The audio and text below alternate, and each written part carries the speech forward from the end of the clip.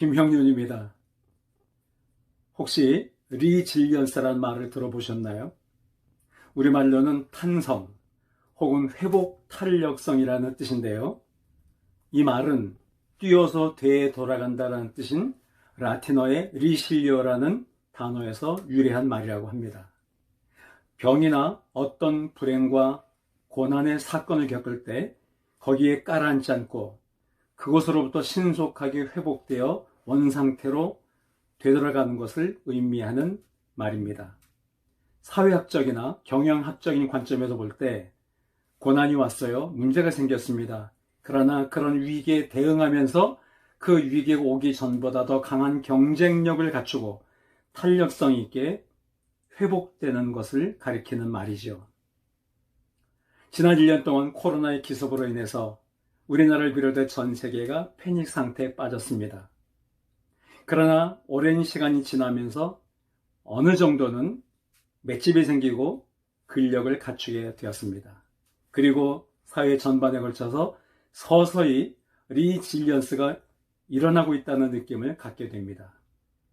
국가와 사회 및 생활 전반에 걸쳐서 회복 탄력성의 역사가 리질리언스가 일어나게 되기를 간절히 기도합니다.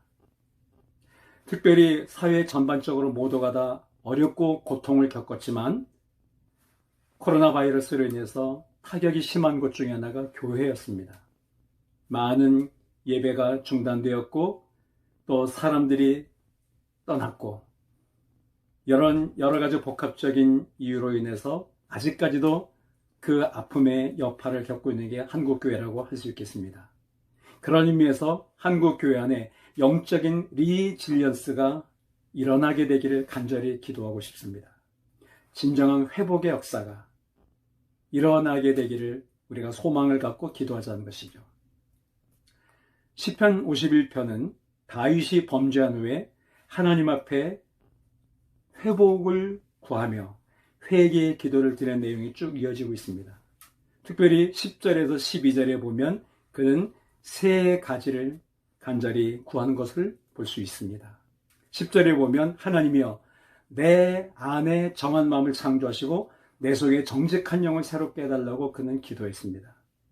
다른 사람이 회복되는 것이 아니라 다른 사람의 마음에 정결한 마음을 넣어주는 것이 아니라 다른 사람이 정직하게 변화된 것이 아니라 범죄한 자기 자신이 자기 안에 정결한 마음을 회복시켜 주시고 거짓됐던 자기, 죄를 범했던 자기 안에 정직한 영을 새롭게 해달라고 하나님 앞에 기도하고 있는 것이죠.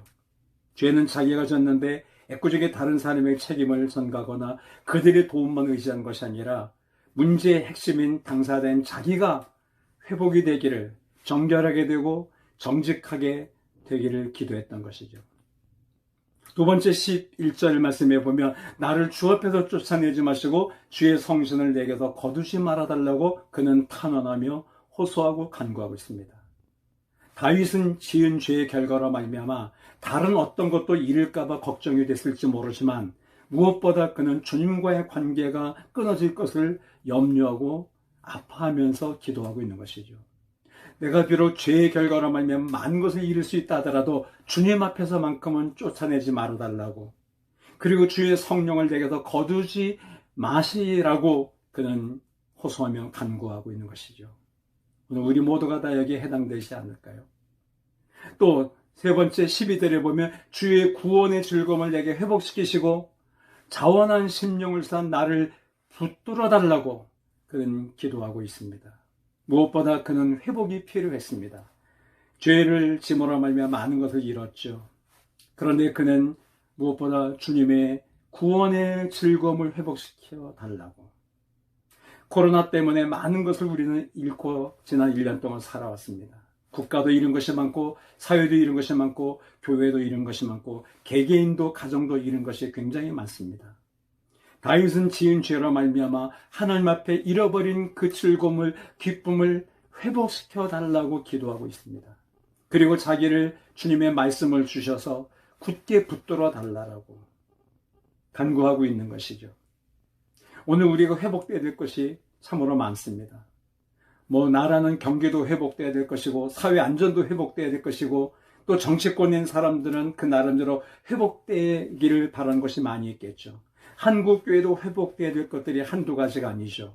그러나 저는 국가나 한국 교회에 있어서 가장 시급하게 회복돼야 될 것이 무엇일까를 기도하고 생각해 볼 때 다름 아닌 바로 신뢰라고 생각합니다.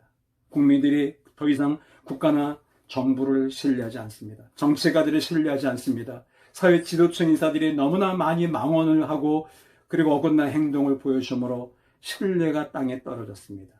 한국 기독교는 어떻습니까? 이 사회로부터 외면당하고 있습니다.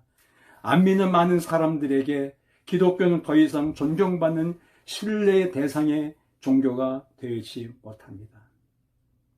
마치 마태복음 5장 13절에서 주님께서 소금이 맛을 잃으면 밖에 버리워 사람들에게 밟힐 뿐이라고 경고했던 내용대로 지금 이 나라는 나라대로 교회는 교회대로 신뢰가 땅에 떨어져 있습니다. 다른 것도 회복돼야 되겠지만 가장 시급한 것 신뢰를 회복해야 합니다. 개인도 그리고 이 사회도 그래야 되겠지만 특별히 교회가 그리고 정부가 잃어버린 신뢰를 회복할 때, 리질리언스가 일어날 때 거기에 진정한 우리의 미래가 있을 것이며 다음 세대에게 물려줄 유산이 있을 것이고 한국교회가 다시금 부흥을 경험하게 될 것이며 하나님의 영광이 회복되고 드러나게 될 거라고 믿습니다. 지금 영적으로 또 육적으로도 사회 전반에 걸쳐서 회복의 역사가 리질리언스가 일어나기를 간절히 기도하면서 제가 그리고 당신에게 그런 주님의 은혜가 임하기를 바라면서 사랑과 축복을 보냅니다. 오늘도 행복하십시오.